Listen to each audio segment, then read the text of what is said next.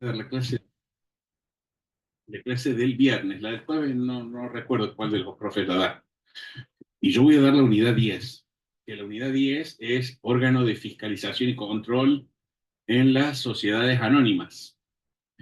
Dos clases es mucho tiempo para esta unidad, que es una unidad más bien corta, pero como nos atañe especialmente a los contadores, porque vamos a ver el tema de la sindicatura. Entonces, bueno, vamos a tratar de darlo a la sindicatura un poquito más in extenso. Eh, no tuve tiempo de revisar, a ver acá qué es lo que tengo para compartir.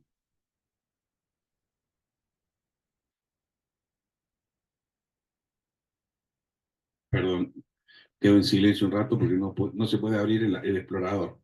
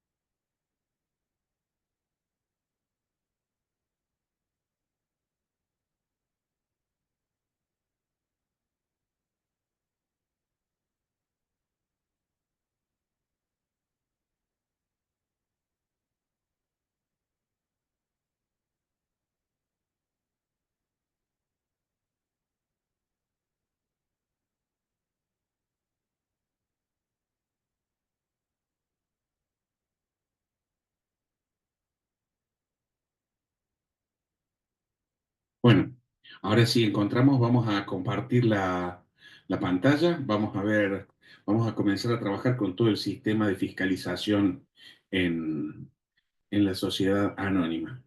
Está un poco lento el sistema hoy, la verdad es que no sé por qué.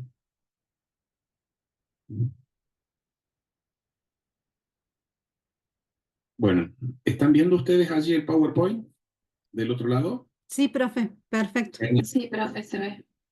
Bueno, vamos a comenzar con este órgano que, a diferencia de lo que ocurre en las otras formas societarias, incluyendo la SRL, que son formas, si se quiere, un poco más simples, ya que en principio rige el control individual de los socios, salvo en las anónimas cuyo capital supere el previsto, digamos, para conformar una anónima. Pero si no, perdón, los 50 millones de pesos. Si no fuese el caso, digamos, rige el contralor individual. En cambio, aquí siempre es orgánico, como regla general, y por excepción y puede ser individual, por excepción. Vamos a comenzar con lo que es la sindicatura, el primero de los órganos, el que más nos interesa. Como siempre hago, es hacer una pequeña caracterización primero, ¿cierto? Con algunas ideas fuerza, y luego comenzamos a analizarlo. La sindicatura, como bien pueden leer ahí, es un órgano societario de fiscalización interna. Junto con el Consejo de Vigilancia, ambos son órganos de fiscalización interna. Es un órgano necesario, les diría obligatorio, salvo las excepciones legales. Es un órgano necesario. Es un órgano típico, es típico de la anónima, pero no es exclusivo. Como les dije recién, se puede constituir una sindicatura en la sociedad de responsabilidad limitada, en forma voluntaria o en forma obligatoria, dependiendo de la situación. Y, además, las sociedades por acciones simplificadas que decidan tener un órgano de fiscalización pueden optar también por una sindicatura. Por eso es típico, pero no es exclusivo. Es un órgano siempre obligatorio. Bueno, lo que les anticipaba recién, por eso me llamó la atención que hubiera puesto que era necesario. Pero salvo la excepción legal que debe ser expresamente contemplada en el estatuto. Si no, no se puede prever esto. La sindicatura se exige aún en las anónimas unipersonales, Más le diría, en las anónimas unipersonales es obligatorio, sin excepciones. Es un órgano técnico y profesional que ejerce un control legal y contable. Esto lo deberíamos resaltarlo tal vez, o si ustedes quieren, cuando lo vean ahí subido en el material, lo subrayan, ¿cierto? O lo resaltan. Porque es muy importante, esta característica es la que es una de las dos que o tres que lo diferencian claramente del Consejo de Vigilancia. Pero, entonces repito, un órgano técnico y profesional, ya veremos por qué digo esto, que ejerce un control legal y contable. Hay algunos autores que dicen un control técnico, pero de ninguna manera ejerce un control de mérito de la gestión. ¿Está bien o está mal? ¿Es bueno o es malo? ¿Eh? ¿Es oportuno o inoportuno? Eso no lo puede responder, no lo puede decidir, no lo puede evaluar la sindicatura. Y la función es remunerada, como pueden imaginarlo. La duración es periódica. Efectivamente, son designados por 3 años o 3 ejercicios, reelegibles indefinidamente. Siempre será revocable. Acá no hay invocación de causa. Si la asamblea decide remover el síndico queda removido de su cargo. Y si él renuncia, no puede renunciar de manera intempestiva ni dolosa, ¿cierto? Pero si lo hace debidamente, preavisando y dando tiempo para que se designe otro, bueno, también puede renunciar en cualquier momento. El sistema de designación, vamos a ver cómo se eligen, es una forma especial, procura garantizar que todos los accionistas tengan representación en el órgano. No es la misma situación con el directorio, por ejemplo, donde el directorio, para poder que una minoría pueda llegar a designar un administrador, un director, es posible que tengan que recurrir a la sindicación de acciones y además ejercer el voto, no me dice, sale voto plural, pero ahora no me va a salir, voto acumulativo. Tiene que ejercer el voto acumulativo, porque de lo contra, y eso solamente les garantiza la designación de hasta un tercio. Entonces, claramente las mayorías tienen las grandes posibilidades de eh, designar todos los administradores sociales en la SA. Pero en el caso concreto de la administración, perdón, de la elección de síndicos, el sistema está diseñado para facilitar un poco más que las minorías puedan tener representación en la sindicatura. Dice, tiene potestades para realizar actividades de contralor previas a la asunción en la función. Es decir, puede hacer análisis o estudios o evaluaciones hacia atrás. Y sus reglas, las de la sindicatura, se aplican a las SRL que opten por una sindicatura cuando sea obligatoria la constitución de un órgano de vigilancia por encuadrar en el 299, inciso 2. O sea, no recuerdo cuánto era este número, un número alto era 299, inciso 2.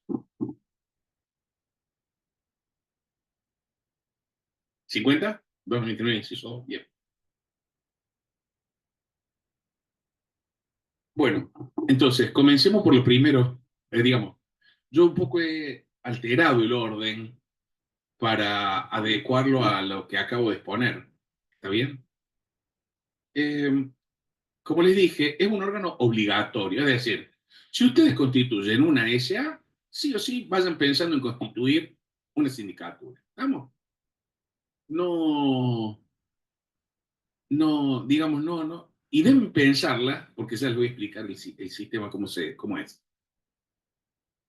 Pero aquellas sociedades, digamos, una reforma a la ley 22.903, permitió que para que sea compatible con las pymes o con las MIPYMES, la SA había cuenta de que había sido pensada para la gran empresa, pero muchas pymes las utilizaban. Entonces se adecuó un poco el tipo societario para que estas pequeñas anónimas, anónimas de familia y anónimas cerradas, no es lo mismo anónima de familia que anónima cerrada, pudieran designar sus administradores, perdón, pudieran designar, pudieran tener, funcionar como SA sin tener que incurrir en la gran erogación que implica tener una sindicatura. Hay que pagarle un honorario a ese profesional, no es gratis, ni por el mérito. Hay mucha gente que por ahí nos dice, che, ¿no querés ser síndico? Sí, ¿cómo? Tenemos que arreglar los honorarios. ¿A qué me va a cobrar? ¿Y qué pensar? ¿Qué pensar? O sea, es mucho lo que uno arriesga. Ya vamos a ver todo lo que uno arriesga. Si uno no hace su trabajo conforme a la Derecho. ley, tiene la misma responsabilidad que un administrador social. ¿Y qué? ¿Y ustedes van a perder todo el patrimonio y el prestigio profesional por alguien que ni siquiera se anima a hacerle un ofrecimiento no, serio de un honorario? Pero de ninguna manera. Salvo que fuese un familiar directo, cercano. Bueno, entonces, ¿cuál es la excepción que se introdujo? Que no esté comprendida en ninguno de los supuestos del 299. El 299 es un artículo que en realidad nos habla de las sociedades que están sujetas a fiscalización estatal eh, permanente. Fiscalización estatal permanente, el 299, ¿no? Entonces tenemos las sociedades que cotizan en bolsa, las que superan los 50 millones de pesos, las sociedades que se dedican a la captación de ahorro del público con promesa de prestaciones futuras, a las sociedades que prestan servicios públicos, entre otras, de las que recuerdo, en las que el Estado sea parte, de las que recuerdo ahora.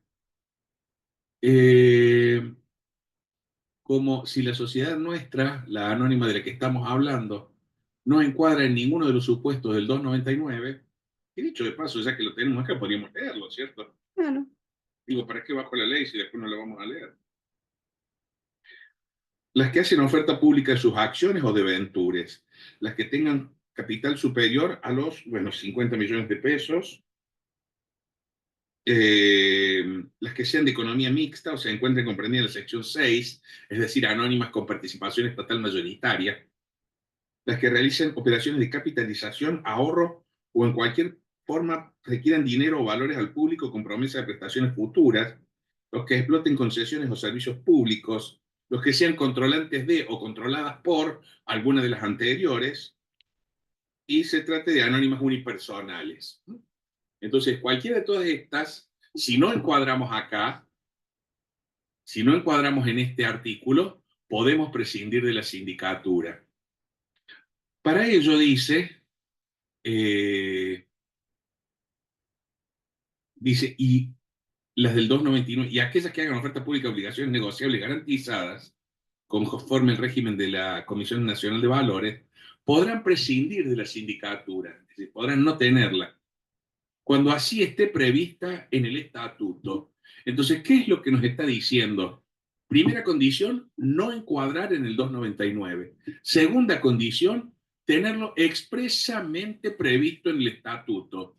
Si el estatuto no dice nada, por más que estemos incursos en el 299, la obligación es que tengamos la sindicatura. ¿Por qué? Porque, como dije antes, es un órgano obligatorio, salvo la excepción de la ley. Y para poder cumplir con esa exención de la ley, para poder cumplir con esa exención, debemos cumplir acabadamente con estos dos requisitos. ¿Está bien?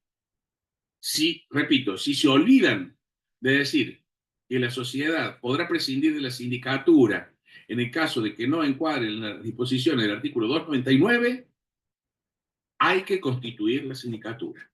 O luego modificar el contrato, el estatuto. Usted no sabe la alegría que le va a dar al empresario que le digan que le va a facturar otra vez más honorario por hacer un trabajo que no había hecho bien al principio. ¿Está bien? Normalmente, ¿qué se hace? Porque uno nunca sabe en qué momento vamos a pasar el límite del inciso 2. Es decir, podemos pasarlo con cierta facilidad incluso. ¿Por qué digo esto? ¿Por qué podemos llegar a pasarlo con cierta facilidad? Porque si se olvidan de actualizar lo que dice el inciso 2, muy rápido vamos a encuadrar en el 299. ¿Sí? Porque acá durante mucho tiempo no estuvo actualizado el 299. Entonces, si eso no se hace, ¿sí? Si eso no se hace, pues encuadramos. Y bueno, ¿y cómo vamos a hacer si no tenemos nada previsto? No, entonces la regla es, en el estatuto hay que prever el funcionamiento de una sindicatura estándar y dejar el párrafo, agregado el párrafo, que la sociedad prescinde de la sindicatura en tanto y en cuanto, digamos, no encuadre en ninguna de las disposiciones del 299. ¿Está claro? Entonces hay que hacer las dos cosas, en definitiva. Se hace una sola y no va a andar bien.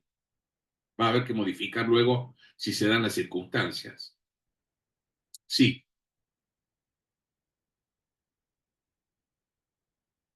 bueno, nuestra opinión sí. Nuestra opinión sí, y en opinión creo que de la inspección de Córdoba también. Pero hay algunos que sostienen que no, que es el capital social puro. El tema es que si uno sostiene que el ajuste de capital es capital, pues hay que ser coherente con esa idea, ¿verdad? Yo creo que, bueno, lo que le digo, o sea, en mi opinión es la suma de ambos. Como ve, la ley no lo contempla prácticamente. En tal caso, obviamente, si prescindimos del órgano de fiscalización, dice, los socios poseen el derecho de contralor del 55. Y cuando por aumento de capital resultar excedido el monto indicado, la asamblea que así lo resolviere debe designar síndico sin que sea necesaria reforma del estatuto. Claro, no hace falta reforma del estatuto porque estaba previsto la sindicatura, solamente que hacíamos la salvedad que en tanto no encuadre, está. Pero si por un aumento de capital encuadramos, tenemos que funcionar sin modificar. Y la única forma de hacerla es esta que les acabo de explicar. ¿Está bien? ¿Qué se requiere para ser síndico? Dijimos que es un órgano profesional. Se requiere ser abogado o contador público, si fuera lo mismo. Con título habilitante, cuidado, cuidado, por favor, yo lo resaltaría, no confundir con el síndico concursal. El síndico del concurso y quiebras es otra cosa, no tiene nada que ver, no está dentro de la sociedad, es ajeno, ese solamente puede ser contador público y no alcanza con el título habilitante. Necesita además como mínimo 5 años de antigüedad en la matrícula y de ahí otros requisitos más. No lo confundan, son dos cosas, miren, espero que les sirva para concursar esto que les estoy diciendo también, es decir, que se acuerden en la materia esta, pero que también se acuerden la otra, porque vuelta a vuelta tenemos problemas de que dejaron para después sociedades, para otro momento, y están cursando concursal y empiezan a echar cosas de concursal como si fuera lo mismo. Y no tiene nada que ver, lo único que tienen en común es el nombre, pero en cuanto a sus funciones, el otro es un tercero independiente, este está dentro de la sociedad, nada que ver. ¿Estamos? Entonces, ¿por qué les digo esto? Porque acá alcanza con el título habilitante, es decir, ustedes salen con el diploma, ni siquiera el diploma, el analítico, que ya los acredita como que están, digamos, han egresado, solamente falta el acto ceremonial de entrega del diploma, nada más le falta, pero con el analítico, ustedes ya son contadores públicos, ¿cierto? El analítico completo. Y a partir de ese momento, no digan que yo dije esto porque me van a decir, no, no, el diploma, es cierto, lo que verdaderamente acredita el título de contador público es el diploma, pero en los hechos, como entre que obtienen el analítico, rinden la última materia, obtienen, y el analítico transcurren unos cuantos días, y del analítico al acto de entrega del diploma hay más días todavía, a veces varios meses. Entonces, bueno, pero técnicamente ya son contadores públicos. Dice título habilitante, dice la ley, así que no se sorprendan si alguien le dice, che, tráete el diploma. Hay que traer. Pero con eso alcanza. No hace falta estar matriculado en el Consejo Profesional, sin perjuicio de las normas profesionales que rigen en la provincia, que nos obligan a matricularnos si somos independientes. Si somos dependientes también. Pero, cuidado, ¿me entienden la diferencia? O sea, ustedes vienen de, supongamos, se reciben acá en Córdoba y se van a la provincia de Chaco con su título, aunque no estén matriculados en el Colegio de Contadores de Chaco, pueden serlo allá. Es más, estando en Córdoba podrían llegar a serlo también. ¿Vamos? Porque eso es el requisito. Con título habilitante o, segunda opción, perdón, yo hablo de contador, el abogado es lo mismo. En la segunda opción, sociedad con responsabilidad solidaria, no limitada, solidaria dice, constituida exclusivamente por estos profesionales. Acá estamos hablando de que esos profesionales, les digamos, ese estudio o ese,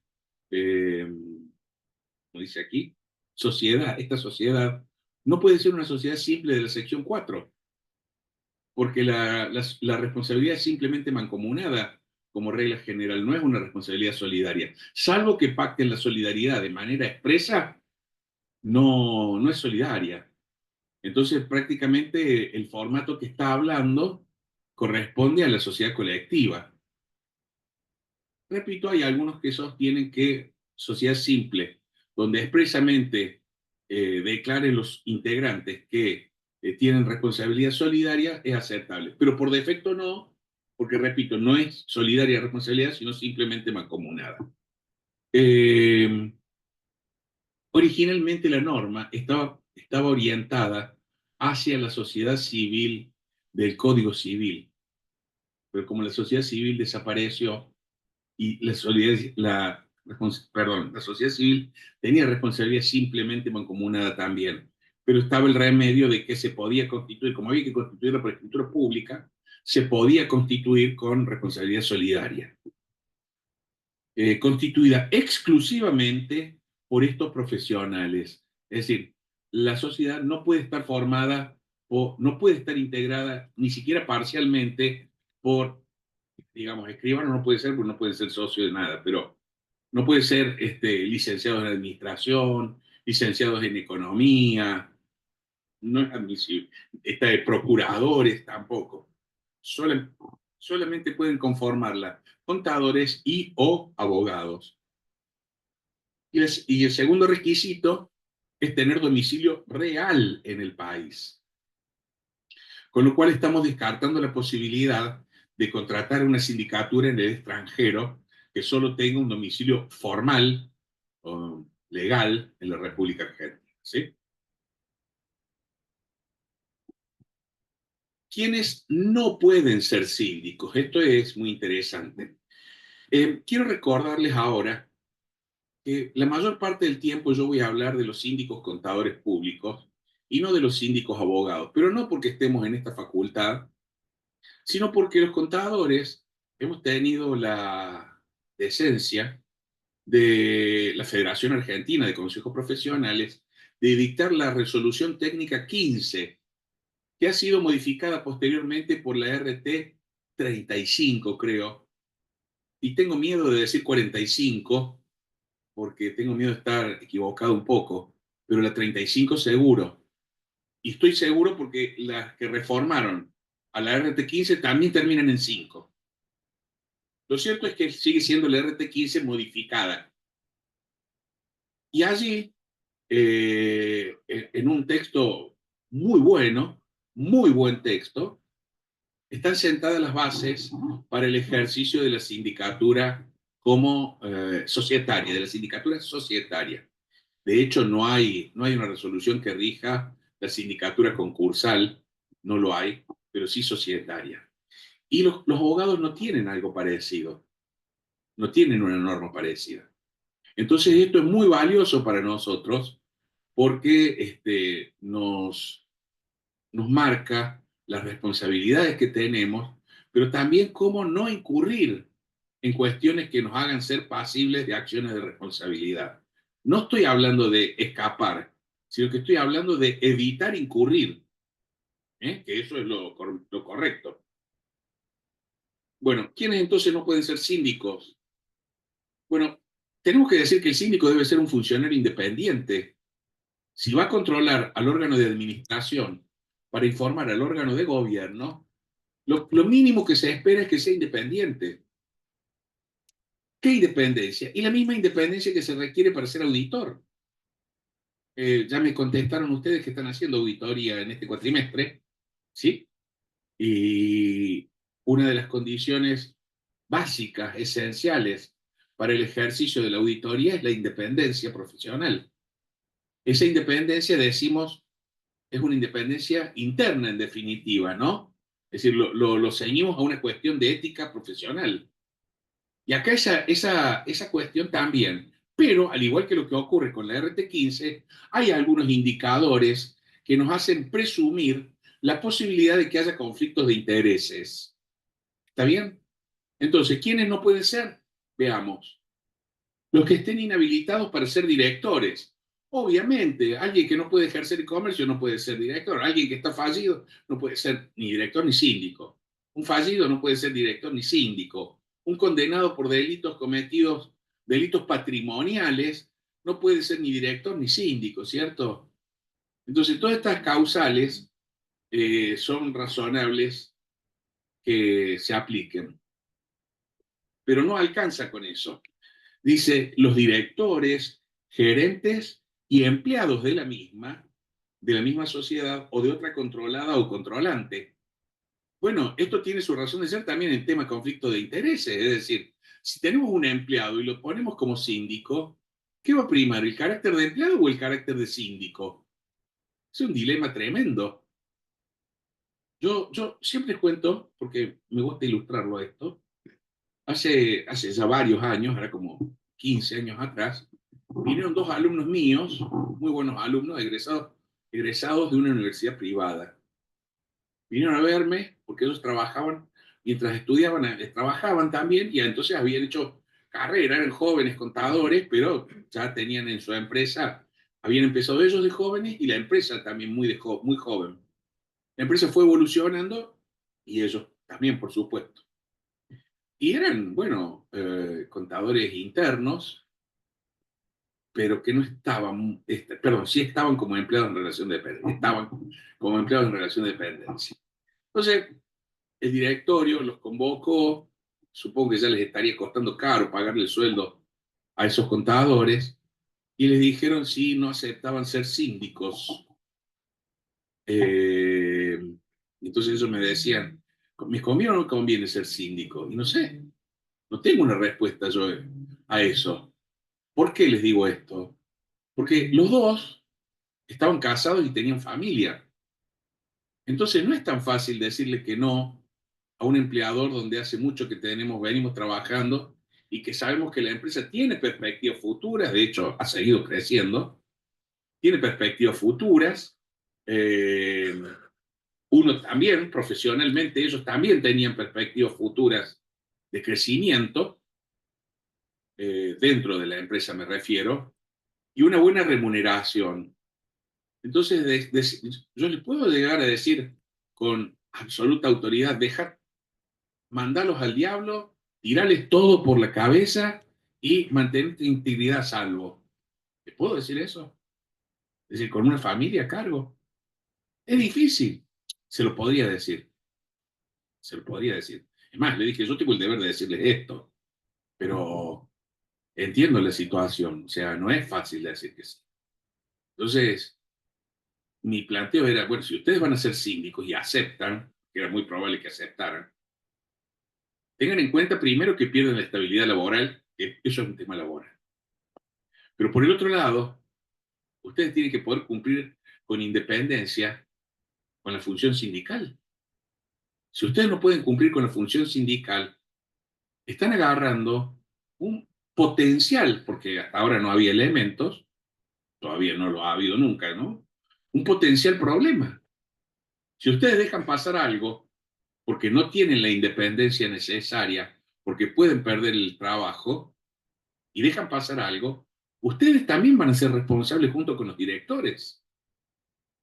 Entonces, yo siempre les digo esto cuando estamos en estas clases, en esta de grado. La vida real puede plantearnos esta clase de dilemas y como les digo, no son dilemas teóricos ni de laboratorio, era la vida real. Yo no tengo, digamos, yo en realidad no tengo pensado que haya sido una oferta de mala fe. Quizás sí para sacarse de encima empleados con mucha antigüedad.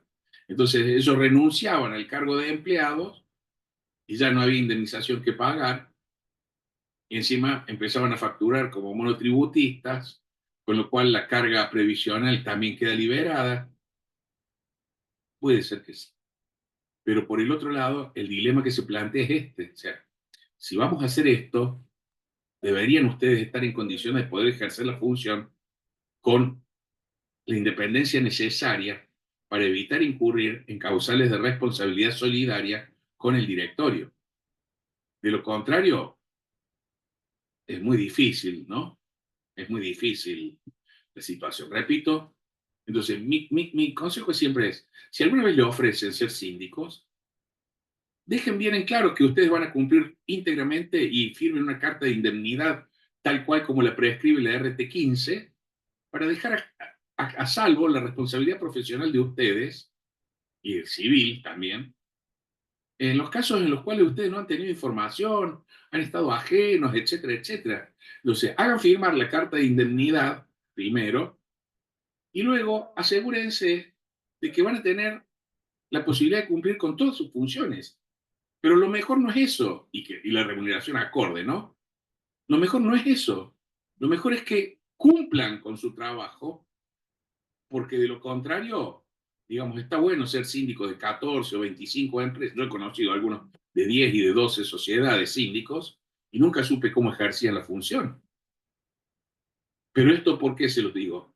Porque lo aceptan por onda, porque bueno, yo soy el contador que le hizo a las sociedades, entonces me puse yo para asegurarme de que no me saquen. Sí, cuidado con esa estrategia. ¿Por qué? Puede acarrear responsabilidades importantes cuando menos lo esperen.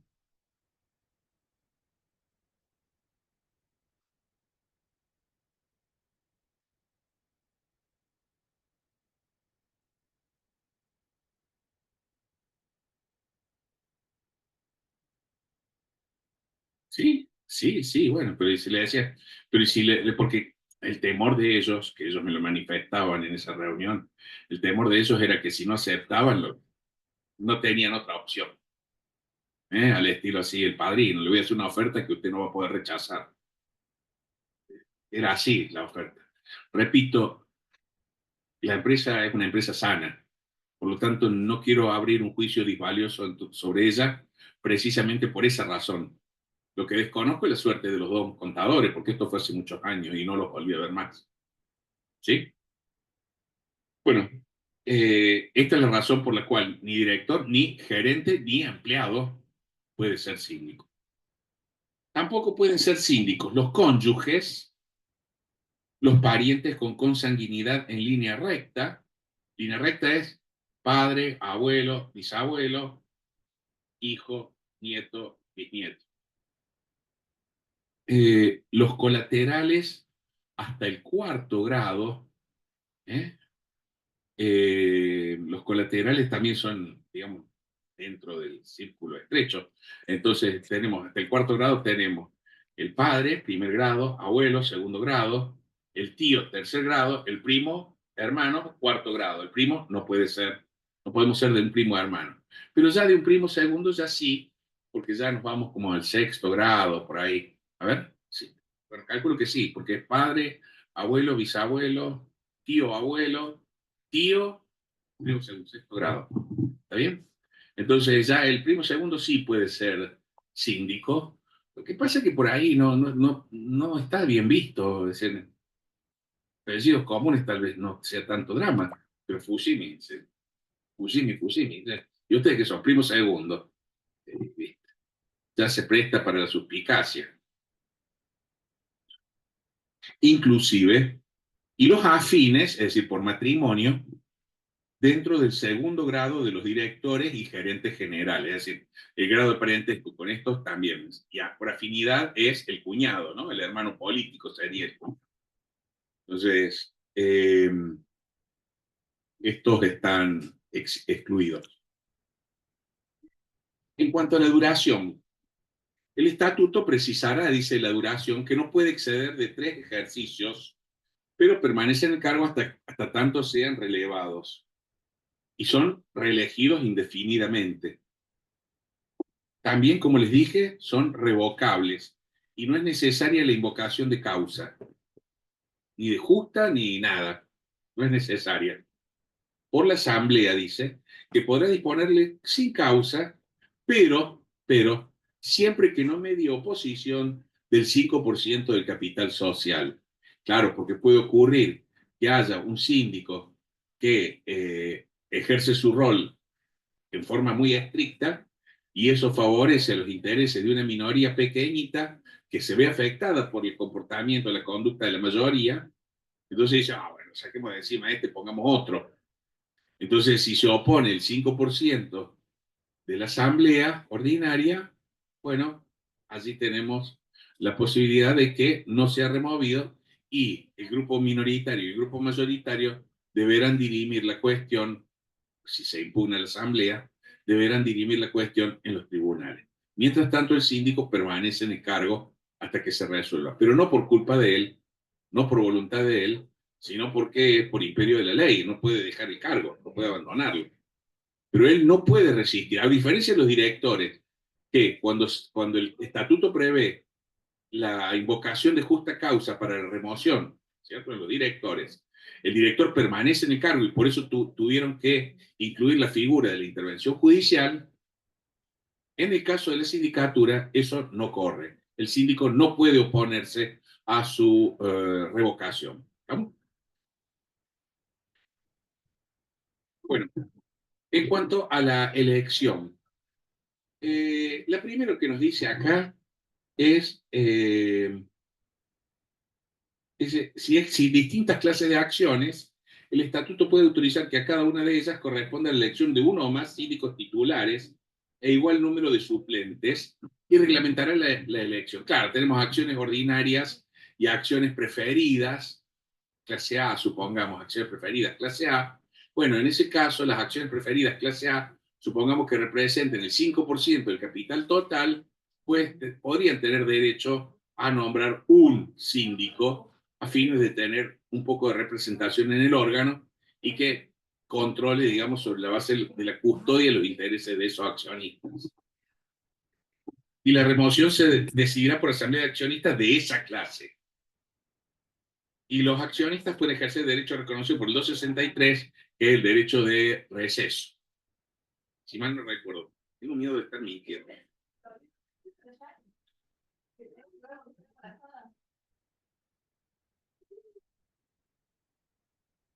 No, 263, perdón, me equivoqué. Acumulación de votos. Ustedes lo han visto esto en el directorio, seguramente, el sistema de elección de directores por acumulación de votos, es decir, la posibilidad que tiene de multiplicar los votos que uno tiene por la cantidad de cargos a elegir. Obviamente, si se elige un solo cargo no tiene sentido. Estamos hablando de que se elijan, por lo menos 3 tienen que ser los cargos que se elijan. Si se eligen 2 tampoco tiene sentido, porque los votos acumulados solamente se pueden aplicar hasta un tercio de los cargos que se eligen. Por lo tanto, el mínimo que requerimos al reemplazante dice 3, ¿cierto? Entonces nos da la posibilidad de que se ejerza este tema del voto acumulativo. Pero acá me está faltando algo.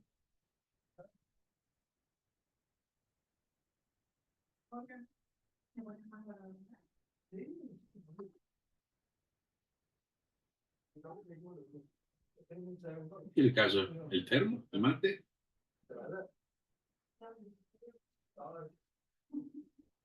Eh, un segundo, por favor, porque estoy desorientado, porque parece como si faltara algo ahí.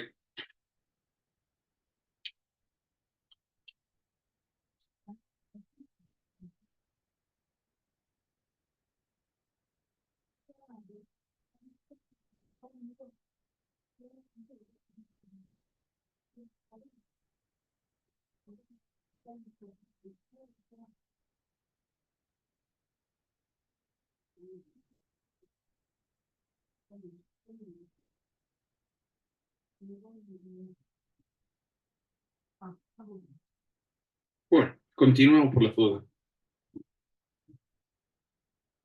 Continuemos. Bueno, voto cumulativo 89.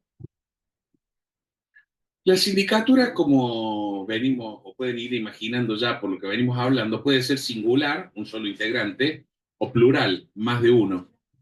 En todos los casos, si es plural, tiene que ser funcionar de manera colegiada. No cabe otra posibilidad, ni indistinta ni conjunta. Obviamente por funciones no tiene sentido, ¿no? Pero no puede ser ni indistinta ni conjunta. Tiene que ser sí o sí colegiada, lo cual debe ser la tercera o cuarta vez que lo digo desde que en mis clases, lo cual implica que las decisiones se deben debatir. Primero, que el órgano debe reunirse periódicamente. Segundo, que las decisiones se deben debatir y se adoptan por voto. Constancia del voto en un acta que se debe labrar al efecto y llevarse en un libro conforme las formalidades de la ley. Dice, actuará como cuerpo colegiado y se denominará comisión fiscalizadora. El estatuto reglamentará su constitución y funcionamiento y llevará un libro de actas. Obligatorio el libro de actas. Siempre que hablemos de un órgano colegiado tenemos que pensar un libro de actas. El síndico disidente tendrá los derechos, atribuciones y deberes del artículo 294. Esto es, bueno, lo que está previsto, lo que vamos a ver a continuación. En caso de vacancia, dice, temporal o definitivo de sobrevenir una causal de inhabilitación por el cargo, el síndico será reemplazado por el suplente que corresponda. De no ser posible la actuación del suplente, el directorio convocará de inmediato una asamblea general o de la clase en su caso, a fin de hacer las designaciones hasta completar el periodo. De inmediato, ese no, acá no se puede perder tiempo, hay que convocar de inmediato, porque esa situación debe remediarse si no hay suplente, ¿no? Siempre es mejor nombrar suplentes, tanto para los directores como para los síndicos. Producir una causal de impedimento durante el desempeño del cargo, el síndico debe cesar de inmediato en sus funciones e informar al directorio dentro del término de 10 días. De impedimento para ser síndico. ¿Qué pasa si de golpe el síndico se casa con una de las directoras? O una síndico se casa con un director, o un director con un síndico, o una síndica con una directora, etcétera. Cualquiera fuese el caso, adquirió una causa, un impedimento legal para ser síndico. Contrajo matrimonio con un director. ¿Sí? Entonces, a partir de ese momento, tiene que ponerlo en conocimiento, tiene que renunciar por la incompatibilidad habida y pedirle que se convoque a asamblea para que designe su reemplazante o, en su caso, eventualmente, transitoriamente se convoque el suplente. Pero no puede seguir siendo, ¿está claro? Ese quizás sea el ejemplo más fácil de ver. Contraer matrimonio, un síndico con un director. Bueno, eh, la función es remunerada y si el estatuto no lo provee, lo fijará la asamblea. Y el cargo dice es personal e indelegable. Por supuesto. Por supuesto, esto también es otra cuestión que hace a la responsabilidad profesional y responsabilidad ética del contador que acepta. Yo no hablo de los abogados, repito nuevamente, estamos acá, así que hablemos de los contadores. Habla de la responsabilidad del contador. No puede delegar, es decir, mandar a un empleado, che, anda a ver si tal cosa. No. Son atribuciones y deberes del síndico. Esto es interesante, porque tienen doble naturaleza esta enumeración. Son atribuciones que tienen, de alguna manera decir atribuciones es como decir derechos, pero también son deberes que tienen al mismo tiempo. O sea, tienen la doble naturaleza, sin perjuicio de los demás que esta ley determine y los que le confiere el estatuto. Fiscalizar la administración de la sociedad. Este es el objetivo número uno, la función número uno. a cuyo efecto examinará los libros y documentación siempre que lo juzgue conveniente y por lo menos una vez cada 3 meses. Afortunadamente, la contabilidad digitalizada permite hacer estos controles de manera remota, al menos en lo que respecta al examen de documentación y registración, si es que así se lleva. Pero eso no nos quita la responsabilidad de controlar stocks de mercaderías, controlar ingresos y salidas, hacer controles de caja, etcétera, como para saber que las cosas están ordenadas. Verificar en igual forma y periodicidad las disponibilidades y títulos valores. Esto es decir, hay que pedir a hacer arqueos de caja. Caja no es la caja chica del cajero, ¿verdad? El arqueo de caja es todo lo que comprende una tesorería en cuanto a lo que son valores líquidos o fácilmente o rápidamente liquidables que están allí en la tesorería, ¿no? Así como las obligaciones y su cumplimiento. Atenti con esto, yo quiero decirle esto. En la mayoría de las quiebras en las que nos toca intervenir como síndicos concursales, nos encontramos con una absoluta orfandad de informes de la sindicatura. No hay. Se olvidaron. Es decir, no tiene costumbre, no nos exigían, no lo presentamos, no lo hicimos. Muchachos, anda corriendo a hacerlo y trata de que sea coherente, porque de lo contrario te caben acciones de responsabilidad, más si hay quiebra. Dices, entonces, de ahí la importancia de verificar las obligaciones y su cumplimiento. Eh, ¿Han visto? Lo podemos mencionar porque hoy está en boca de todo el mundo y ya creo que lo hemos mencionado aquí. No sé si aquí, no. En otro curso lo mencioné, en un curso donde doy derecho concursal.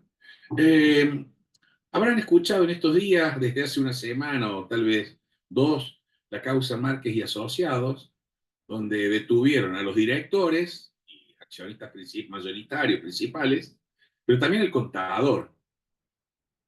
Yo cada vez que cae, miren, mi socio, contador gamer, cada vez que cae preso un contador, le da dolor de panza, porque él piensa que podría tocarle a él y no le digo, ¿cómo te va a tocar a vos si vos nunca, el tipo más correcto que yo conozco, o sea, además estricto, cumplidor de todas las normas, y el que me hace recordar las normas a mí generalmente. Eh, bueno, pero va más allá, lo afecta, porque él dice, digamos, la norma penal ejerce ese rol intimidatorio que se supone que debería tener, ¿no? Y que asusta a la gente bien y no asusta nada al delincuente. Como fuese, ese contador, ¿sí? ¿Cómo podría llegar a, entre comillas, zafar de esa responsabilidad penal que se le está imputando? Demostrándolo con sus informes. Pero informes, no un informe que tiene redactado en la compu y nunca lo emitió. No, el informe presentado conforme se exige con las reglas de los estados contables. Por los estados contables recuerden que se debe presentar con la memoria y el informe de la auditoría si la hubiera. ¿Sí?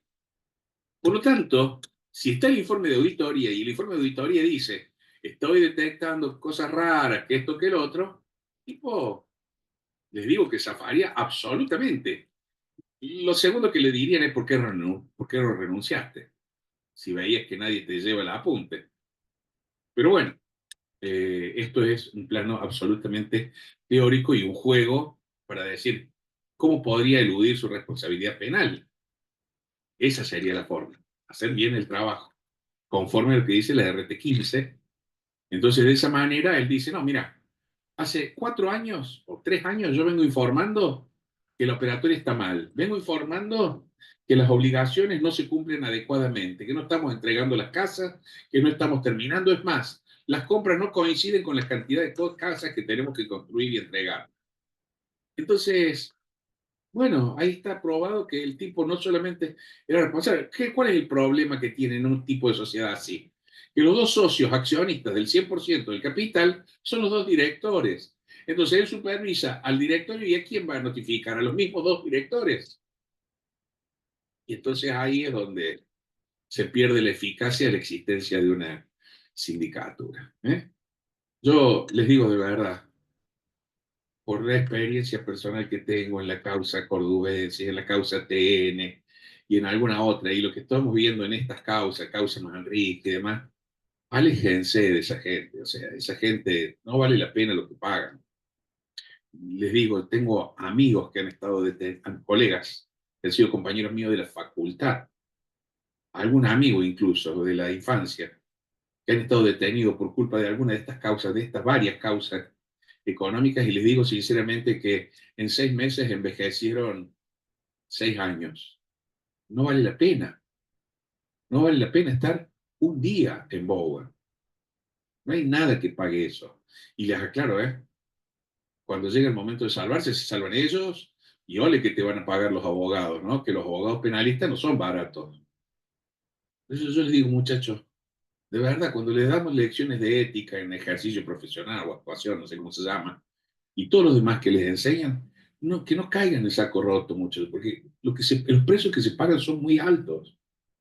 El abogado que es partícipe en una maniobra, que asesora a una banda de narco, y bueno, es cómplice, sabe lo que se arriesga. Entonces, y trabaja acorde a ese nivel, pero el contador que no está haciendo eso, ¿para qué quedarse pegado con esos tipos? ¿Y cómo reconocemos a una persona, o sea, Bueno, porque vos decís que relación muy buena la inocente? pregunta. Usted tiene una muy buena guía de conducta en una de las directivas, no me acuerdo el nombre, o de resoluciones de la UIF, donde bajo el título Conozca a su cliente, le hacen una serie de preguntas acerca del origen de la fortuna, digamos así, o del patrimonio de un cliente, la forma en que se financian y todo lo demás. Y cuando ustedes están adentro, señores, no me digan que no saben cómo son las operaciones, porque si lo contrario no pueden contabilizar. Sí es posible que un cliente en un estudio les pueda ocultar que tiene bienes. A mí me ha pasado. No sabía que tenía bienes en el extranjero hasta que un día me dice, ¿cómo no sabía que tenía? Y si usted nunca me dijo. Y vos no preguntaste, ¿y para qué voy a preguntar? Se supone que usted me lo tiene que decir. Yo no voy a estar preguntándole lo que tiene. Yo le pregunté alguna vez, cuando vienen por primera vez, ¿tiene bienes en el extranjero? No. Papeles de trabajo, es que eso queda archivado. Eso fue lo que me dijo. Si después aparecen bienes, yo no tengo una culpa. Tengo acá el papel de trabajo de hace 7 años, que cuando vino el cliente me dijo, no tengo bienes en el extranjero. Nunca declaró que los había adquirido, listo, se termina la historia. Ahora, por eso la importancia de conservar los papeles de trabajo, regla de auditoría, se estudia en auditoría. Pero digo, vuelvo a decirle, las normas que prevé la UIF para el principio conozca a su cliente son muy, muy, muy útiles para orientarse en precisamente eso, conocer o saber cómo está conformado el patrimonio o el origen del patrimonio de un cliente suyo. Y si no quiere ser transparente, la falta de transparencia ya de por sí es un indicio. Si usted conoce a alguien que se haya ganado 3 veces el 15 o 2 veces el 15, desconfíele. Desconfíele que lo ganó una vez, pero bueno, ese puede demostrarlo con instrumentos públicos. Pero, pero aquel que dice que ganó 3 veces la lotería, 2 veces, hay casos, ¿eh? Hay casos reales, donde dice que ganó 3 veces la lotería, una vez ganó el 15, no, eso es imposible, no existe, no existe, estadísticamente no existe. Entonces, usted tiene ahí un buen indicio y eso está dentro de los indicadores de la UIF está, la Unidad de Información Financiera, ¿sí? Esa sería la forma. De Gracias. hecho, perdón, discúlpeme, porque además me olvidé. Es una obligación de los contadores, porque la UIF se ocupa solamente de 2 clases profesionales. Se ocupa de los contadores y de los escribanos. Parece que el resto no tuviera responsabilidades en el lavado de dinero, solamente de los contadores y los escribanos. Eh, bueno, Si nosotros no hay impuesto esa obligación y la cumplamos, no cuesta nada. ¿Estamos? Bueno, y dice, igualmente puede solicitar la confección de balances de comprobación. O sea, esto también es importante. Es una atribución muy importante, ¿eh? Asistir con voz, pero sin voto, a las reuniones del directorio, del comité ejecutivo. Recuerden, el comité ejecutivo es como una mesa chica del directorio, cuando se reúnen los directores con funciones ejecutivas propiamente dichas, para evitar toda una burocracia, digamos, administrativa, y de la asamblea, a todas las cuales debe ser citado. O sea, cuidado, acá hay esto como es derecho y deber, ¿no? O atribución y deber. Cuidado con esto. Si el síndico sabe que hay una reunión de cualquiera de los otros órganos, él puede ir motu propio sin que lo inviten, sin que lo convoquen. Y si es convocado, no puede faltar. ¿Estamos? Pero si concurre sin que lo convoquen, no se le puede negar el ingreso, porque es su obligación legal estar ahí. En caso de que se lo nieguen, deberá hacer labrar un acta, notarial diciendo que no lo dejan ingresar y que, bueno, por esa razón no puede cumplir con esta disposición que está aquí. Seguimos. Controlar la constitución y subsistencia de la garantía de los directores y recabar las medidas necesarias para corregir cualquier irregularidad. Acá hay dos funciones. Controlar la constitución y la subsistencia de la garantía de los directores. Esta garantía de los directores es una de las medidas menos recordadas dentro de las obligaciones de los administradores en la ley. Tiene que prestar garantía para aceptar el cargo. Furcade hace mucho hincapié porque resalta la importancia que tiene esa garantía, así que léanlo de allí. Pero además, la segunda función, que está en el mismo inciso, recabar medidas necesarias para corregir cualquier irregularidad que advierta, cualquiera.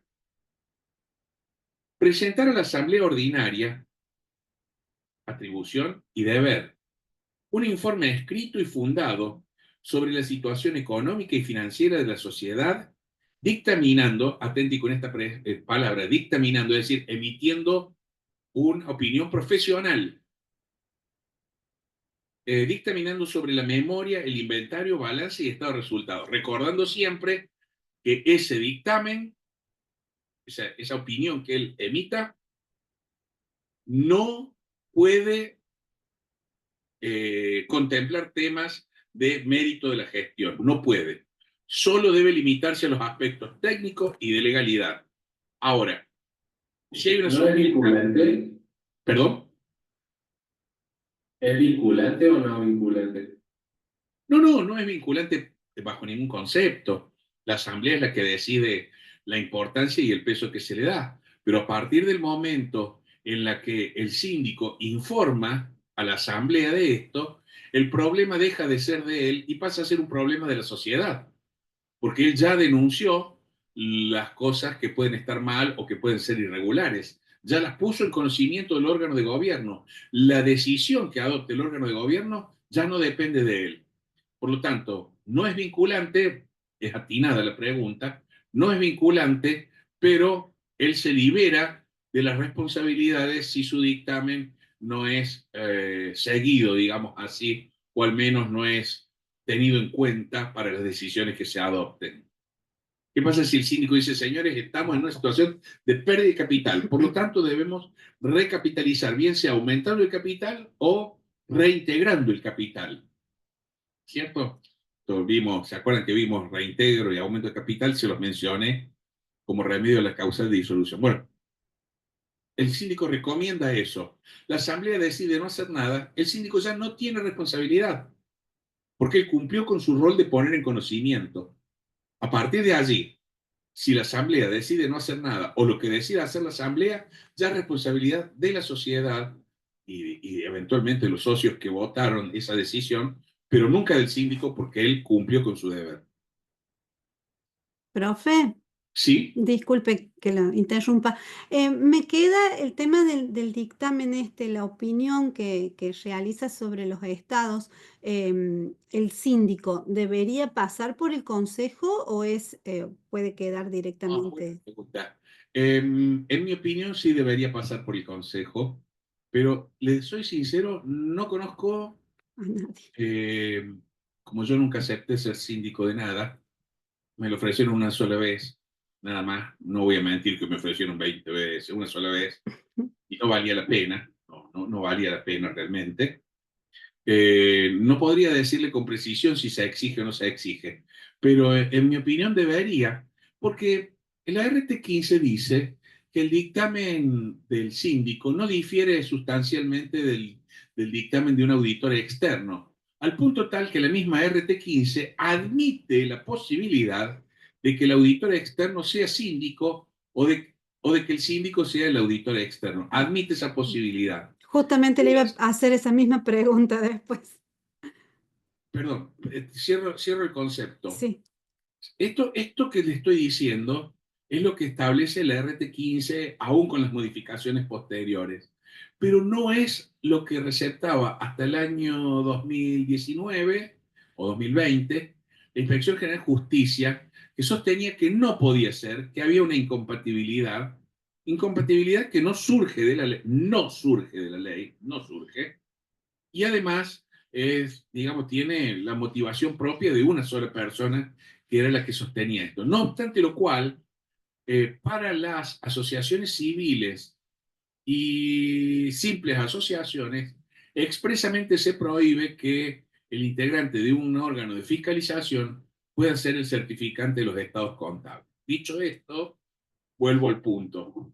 El dictamen que se pretende, en realidad, pretende que se opine sobre, entiendo yo, la razonabilidad de la información presentada en los estados contables, es decir, si se refleja razonablemente o no la situación patrimonial, los resultados, la evolución del patrimonio neto y el flujo de efectivo, si representa o no razonablemente. El problema que se nos plantea, pero es un problema eminentemente teórico, porque nunca vi el caso, no lo vi. ¿Qué pasa si hay una discrepancia esencial entre el dictamen del contador auditor y el dictamen del contador síndico de la sociedad? No sé qué pasaría en ese caso, no sé cuál sería el que tiene más valor. Eh, es difícil y como es un problema teórico, hoy no tengo ganas de ocuparme de él, pero la verdad es que no sé cómo se resuelve. Sería bueno para una ponencia en un congreso. Que a alguien se le ocurre alguna idea de cuál debe predominar, me la hace llegar y yo lo pongo como colaborador para el próximo congreso societario que es en Tucumán en septiembre de este año. Y lo pongo como colaborador. Y si puede, va conmigo, pero Qué no le lindo, va, profe. lamentablemente. Pero no sé si Ay, me imagino, justo se me cortó la señal, pero me imagino que preguntó si no entendí lo que dice. se me corta, profe. No le entendí lo que me dijo.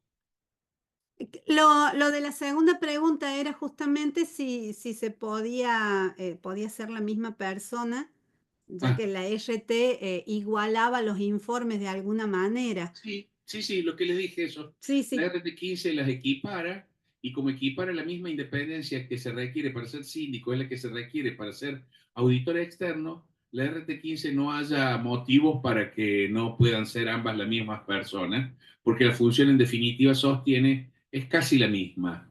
Sin embargo, le repito, la IGJ hasta el año 2019 no preveía eso. No sé qué dice la resolución, creo que es la 15, también creo que es 15, de la IGJ, no recuerdo qué es lo que dice, una resolución muy larga. Tendría que investigarlo, la verdad. Claro. Gracias, profe. No, por nada. Quiero aclarar, es muy común, es muy común que en los exámenes finales preguntemos qué es el informe del síndico y qué debe contener. Y por ahí, pues claro, como no lo recuerdan, se van en unas elucubraciones loquísimas, muy locas, cuando en realidad lo que tienen que poner es este poquito, ¿eh? ¿Qué es el informe del síndico? Un informe escrito y fundado sobre la situación económica y financiera de la sociedad, en el cual dictamina sobre la memoria, inventario, balance y estos resultados. Si quieren poner un poquito más, ponen un poquito más sobre la base de la lectura del RT15, pero un poquito más. Pero con eso, esa respuesta que está aquí, es para sacarse 10, pero de verdad 10, quiero decir. No, no le baja ningún punto. Suministrar accionistas que representen no menos del 2% del capital en cualquier momento que esto se lo requieran, información sobre las materias que son de su competencia. Buenísimo esto también, muy bueno. ¿Por qué les digo que es muy bueno? Porque esto le da la posibilidad de que, digamos, porque uno normalmente dice, con el 55, cuando hay un órgano y estudia el 55, dice que la atribución de contralor individual se pierde cuando se constituye un órgano de fiscalización. No es que se pierde, queda mediatizado el poder de fiscalización. Ya no es una fiscalización individual directa, sino que es indirecta a través del órgano. Entonces, lo que tenemos que hacer es conseguir el 2% del capital, juntarnos y presentarnos a la sindicatura y decirle, oigan, tenemos dudas con esto, queremos que nos informen sobre esto, y ellos son los que se ocuparán de darnos la información. Y tienen la obligación legal de darnos la información. ¿Tá?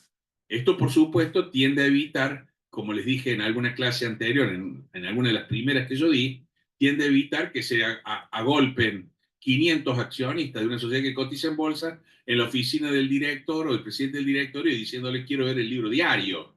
¿Entiendes? Es decir, eso es impensable, impensable.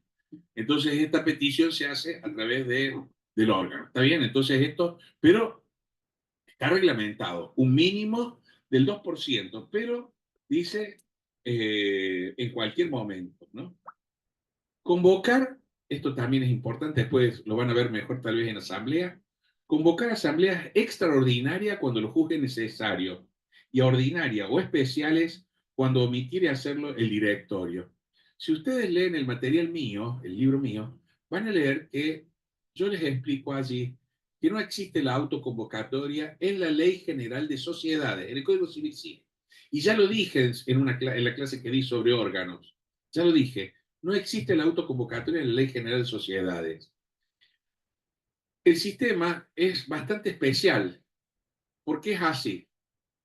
El directorio puede, es el órgano naturalmente convocante, puede convocar a cualquier asamblea. El Consejo de Vigilancia, que es el otro órgano de fiscalización, me anticipo a decirlo de la clase del viernes, puede convocar a cualquier asamblea. Pero el síndico no puede convocar a cualquiera. Tiene atribuciones para convocar por sí solo a la extraordinaria. La ordinaria y las especiales solo puede hacerlo cuando omita hacerlo el directorio. Entonces, ¿cómo funcionaría la cosa? Los accionistas que quieren convocar a una asamblea, les digo, no pueden autoconvocarse.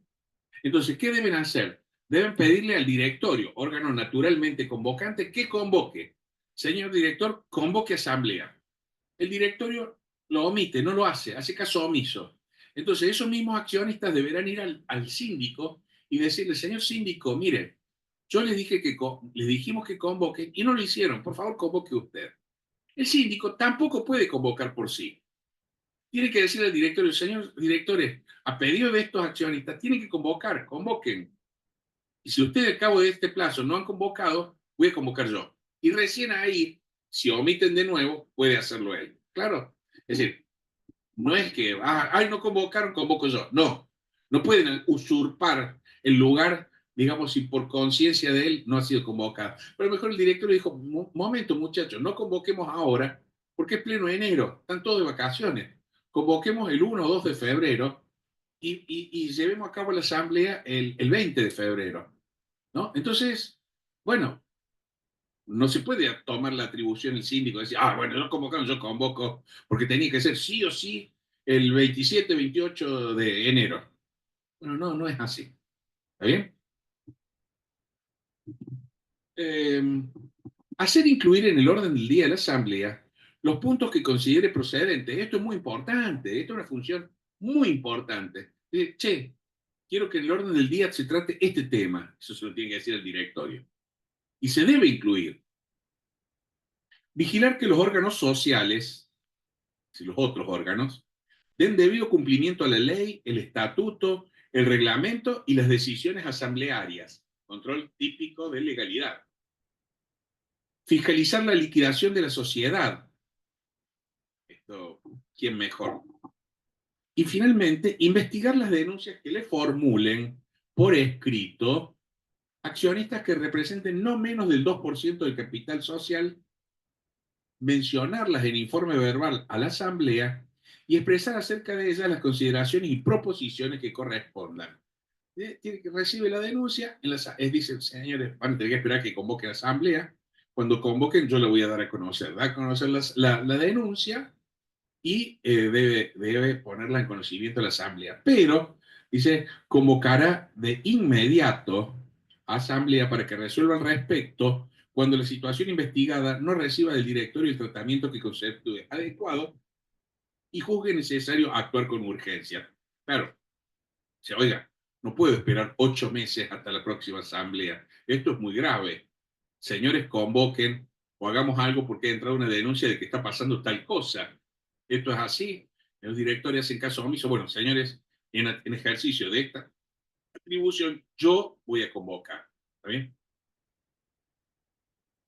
Bueno, esto ya lo dije, las funciones se pueden retrotraer a ejercicios anteriores, esto lo dije. Asumo hoy, pero ¿puedo revisar el ejercicio 2023, 2022, 2024? Sí puedo. Los síndicos son ilimitada y solidariamente responsables, ilimitadamente y solidariamente responsables por el incumplimiento de las obligaciones que les imponen la ley, el estatuto y el reglamento. Su responsabilidad se hará efectiva por decisión de la Asamblea y la decisión de la Asamblea que declara responsabilidad importa la remoción del síndico. Claro, si es responsable hay que removerlo. Este es uno de los típicos casos en los cuales se toma una decisión, la Asamblea toma una decisión que no está prevista en el orden del día, pero es consecuencia directa e inmediata de otra anterior. También son responsables solidariamente con los directores por los hechos y omisiones de estos cuando el daño no se hubiera producido si hubieran actuado de conformidad con lo establecido en la ley, estatuto, reglamento o decisiones asamblearias. Es decir, si el daño, si ellos hubieran comunicado el daño, ¿se hubiera producido sí o no? No, no se hubiera producido el daño. Ok, entonces son responsables también. Entonces, para esa famosa pregunta, ¿qué es y qué debe contener el informe del síndico? Acaba un resumen hermoso. Ahí está lo que dice la ley, es obligatorio, debe ser por escrito, debe ser por escrito, debe ser por escrito, debe ser fundado, debe versar sobre la situación económica y financiera de la sociedad y debe emitir opinión profesional, por eso dictamen, dice dictaminando sobre la memoria, inventario, balance y estado de resultados. Perdón, acá hay algo que omití decir, y es que presenta a la Asamblea, el informe es escrito, pero también debe manifestarlo de manera verbal. Es decir, no basta con decir, ay, lo presenté y ya estoy. Y hay que ponerlo, salvo que no lo dejen, en cuyo caso dirá, el síndico, consigna en acta, el síndico pidió la palabra para explicar su informe y le fue denegada. Y acá veamos algunas cosas que dice el RT15 que son esenciales, esenciales, esenciales. El síndico debe ser independiente de la sociedad y los restantes órganos, dice, pero no vulnera la independencia en la obtención de una carta de indemnidad que le otorgue protección. Protección en caso de que él haga bien su trabajo y lo mismo lo quieran hacer caer, responsabilizar a él. O que lo van a cubrir y le van a pagar los abogados y todo lo demás digamos, si tiene algún problema de responsabilidad, pese a haber cumplido con esa, con su función. Dice que le otorgue protección en los casos en los que los directores y otros funcionarios omitieran información y o efectuaran manifestaciones incorrectas, falsas, no veraces o conducentes a error en relación con las tareas que debe realizar el síndico y ante hechos o circunstancias cuya consideración excediera el alcance de su función. Claro, hay veces que la gente hace operaciones ilegales y no le dice nada al síndico y no las registra y no están a la vista. Obviamente por esas actitudes el síndico no puede responder, pero debe dejarlo a salvo en la carta de indemnidad. Con la excepción de aquellos actos intencionados de su parte, claro, él es cómplice. Si es cómplice de su parte, que con propósitos ilícitos pudieran tener por objeto causar daño a la sociedad y o a sus accionistas y o a terceros. Perdón, profe, ¿la carta de indemnidad tiene un formato estándar? ¿Perdón? Si tiene formato estándar. Claro. Sí, en la RT15 hay un modelo de carta de indemnidad. Profe, ¿y esa carta de indemnidad quién la otorga, digamos, la asamblea? La redacta el síndico y se la hace firmar a los directores que lo proponen en la función. Ah, bien, gracias. Pero ellos están firmando en representación de la sociedad, ¿eh? No están firmando por sí, están firmando por la sociedad. Es decir, quien le da la indemnidad es la sociedad, no los directores en sí. Ellos son los que firman. En este artículo, en este apartado, me voy. El síndico dice no debe tener ninguna de las incompatibilidades previstas en el 286 y son compatibles con otros servicios profesionales realizados por el contador en la medida en que cumplan con las condiciones de independencia. Y dice, cierra el párrafo, particularmente son compatibles las funciones de síndico y de auditor externo. Es explícita la norma, no es implícita. Implícito sería el primer parrafito, pero por las dudas no estuviese bien aclarado, el último parrafito lo deja perfecto, ¿no? Y con eso terminamos la clase de hoy, 5 minutitos antes. La clase del viernes, por ser viernes, va a ser corta. O sea, no por ser viernes, porque hemos tenido viernes un poco largo. Pero el Consejo de Vigilancia es muy corto, porque la esencia está acá. Y lo que es con fiscalización estatal no es un tema muy largo tampoco. Así que, bueno, puede estudiarlo.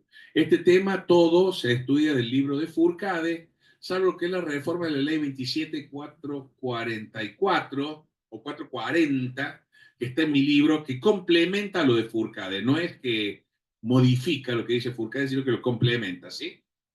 Buenas tardes a todos. Muchas Gracias, gracias. profe. Buenas tardes. Hasta luego. Gracias, profe. Gracias.